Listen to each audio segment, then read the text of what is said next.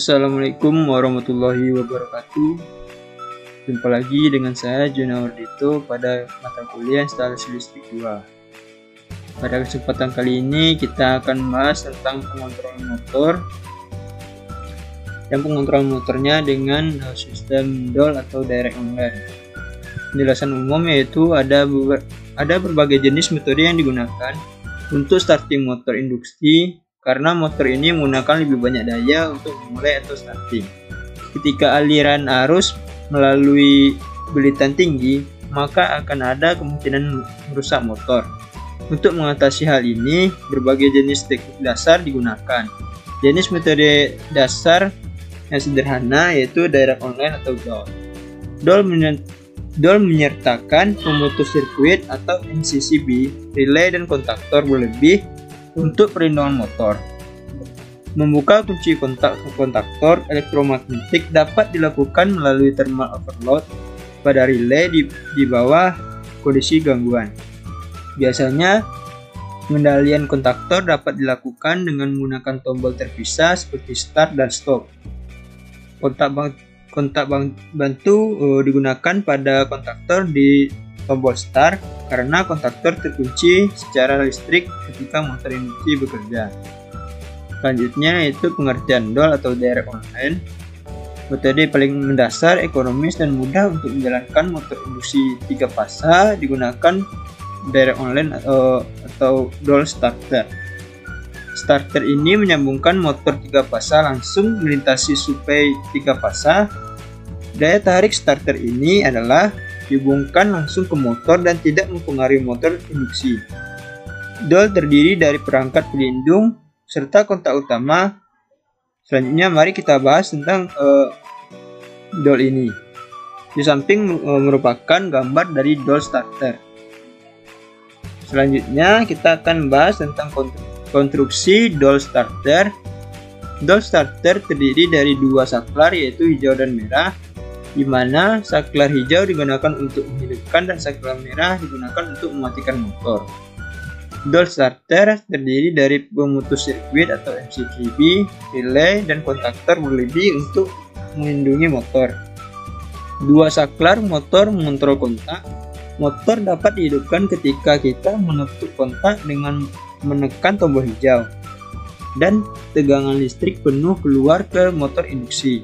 Umumnya, kontaktor yang digunakan adalah kontaktor 3 pol atau kontaktor 4 pol. Misalnya, kontaktor 4 pol terdiri dari 3 kontak yang biasanya terbuka dan 1 tambahan atau berpegang pada kontak. 3 kontak NO atau normally open digunakan untuk menghidupkan atau menghubungkan motor induksi ke jalur suplai. Sedangkan kontak bantu digunakan untuk meningkatkan koil kontaktor ketika tombol start dibuka. Jika terjadi kesalahan, maka penahanan pada kontaktor dinonaktifkan. Oleh karena itu, DOL starter memisahkan motor induksi dari catu daya. Berikut merupakan diagram dari direct online dan selanjutnya yaitu prinsip kerja dari diagram tersebut.